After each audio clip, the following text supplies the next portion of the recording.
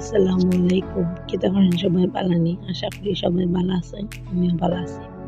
প্রথমে আপনার কাছ থেকে মাফ চাইয়া লইতাছি কারণ আমার কণ্ঠটা মানে খুবই বাজে লাগতেছে। আমি একটু ঠান্ডা লাগছে, গলার সমস্যা হইতেছে লাগি আপনারা আমার কণ্ঠটা না বুঝতে পারেন। আশা করি ক্ষমা সুন্দর দৃষ্টিতে দেখবেন। আজকে আপনার মাঝে একটা রান্নার ভিডিও লইয়া এলাম। আশা করি ভিডিওটা ভালো লাগবে। যদি ভালো লাগে ভিডিওটা দেখে আমার পাশে থাকবেন। আজকে আলু দিয়া ইসা মাছ বা চিংড়ি মাছ রাঁধছিলাম, ভাবলাম আপনাদের সাথে শেয়ার করি। তো ইসার মাছ রান্না লাগিয়ে প্রথমে আমি তেলের মধ্যে পেঁয়াজ বাটা, রসুন বাটা, মরিচ বাটা, হলুদ বাটা, জিরা গুঁড়া, এরপরে বাখরের গুঁড়া, পরিমাণ মতো লবণ দিয়া সুন্দর করে নাড়াচাড়া দিয়া মশলাটারে হালকা করে একটু ভুনা লাগবে।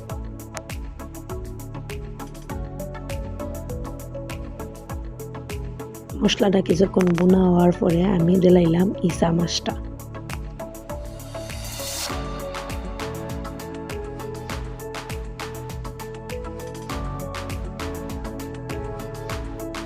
এখন দিলাইলাম সুন্দর কইরা কাটা আলু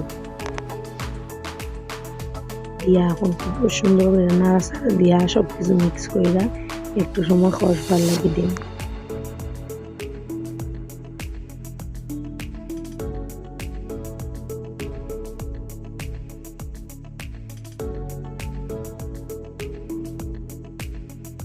কিছুক্ষণ কষার পরে ঢাকনাটা খুললা একটু সময় নাড়াচাড়া দিয়ে দিমু এবং আরও জাল হইতে দিমু, আরও কষতে দিমু।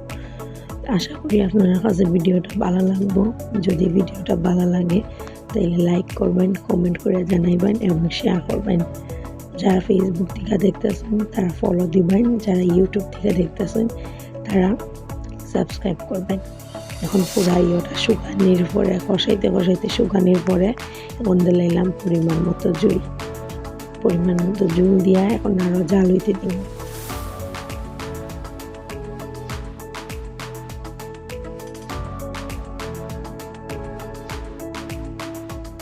জল দেওয়ার পরে দিলাইমু কাঁচামরিচ কুচি আর দিলাইমু বাখর পাতা কুচি দিয়া সুন্দর করে নাড়াচাড়া দিয়া জুলটা জাল হইতে দিমু যাতে একটু সামান্য টাইনা জায়গা টানানির পরে আমি আমার রান্নাটা রেডি হয়ে যাবো।